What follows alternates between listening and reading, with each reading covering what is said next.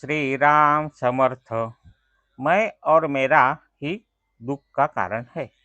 जब प्रभु राम रक्षक है तो मन में भय नहीं होना चाहिए। हमारे हृदय में जब यह भावना होगी कि राम रक्षण करता है तो किसी भी संकट को डरना नहीं चाहिए। यदि हम राममय होंगे तो स्वयं भगवान वहाँ उपस्थित होंगे और चिंता का कारण ही नहीं होगा। किसी भी कारण से प्रभु राम का विस्मरण नहीं होना चाहिए और चिंता रहित होकर सफलता के लिए निरंतर प्रयत्न करें। मन से प्रभु राम में लीन होकर गृहस्थी उसी की है मानो। मैं और मेरा का अहंकार रखने से ही दुख की निर्मिति होती है। अहंकार ही दुख का अधिष्ठान है। आज तक जो जो हमने किया वह अहंकार से किया, और अहंकार से भरा हुआ जो जो भी किया वह दुख का कारण हुआ। बाह्यतः यद्यपि हमने कोई भी बात अहंकार रहित भाव से की, तो भी भीतर अभिमान की वृत्ति पैदा हुई। वही हमारा घात हुआ। घात का प्रारंभ हुआ। किसी बात का आग्रह और जिद अभिमान का लक्षण है। किए कराए का अभिमान ही दुख की जड़ है।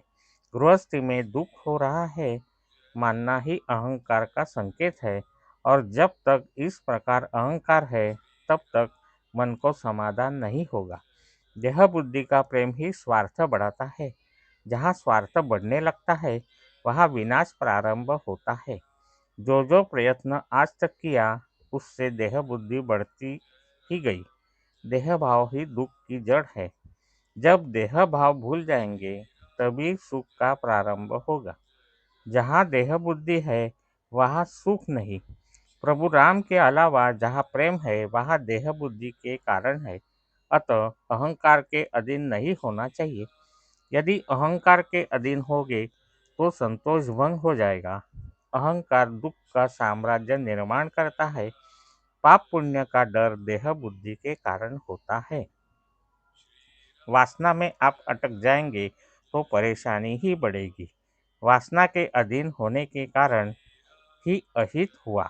जैसे नदी अखंड बहती है वैसे वासना निरंतर निर्माण होती रहती है।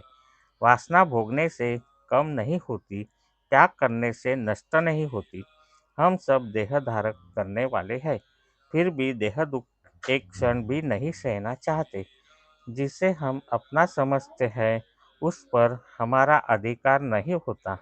औरों की बात तो छोड़िए, हम स्वयं ही अपना इच्छा के अनुसार कभी कभी कुछ भी नहीं कर पाते। तब जग का व्यवहार मेरी इच्छा के अनुसार हो, यह कहना उचित होगा। सब कुछ दान में दे पाते हैं लेकिन अभिमान तो बच ही जाता है। किए कराए का अभिमान ही भगवान के समीप जाने में बाधा है। अतः मेरा और मैं का अहंकार ही दुख का कारण है। हमें राम का हो जाना चाहिए, तभी दुख का निवारण होगा। आज का बोध वचन। सभी बंधनों दुखों का कारण कर्म का मैं स्वयं अधिकार होने की भावना है। जय श्री राम। जानकी जीवन स्मरण। जय जय राम।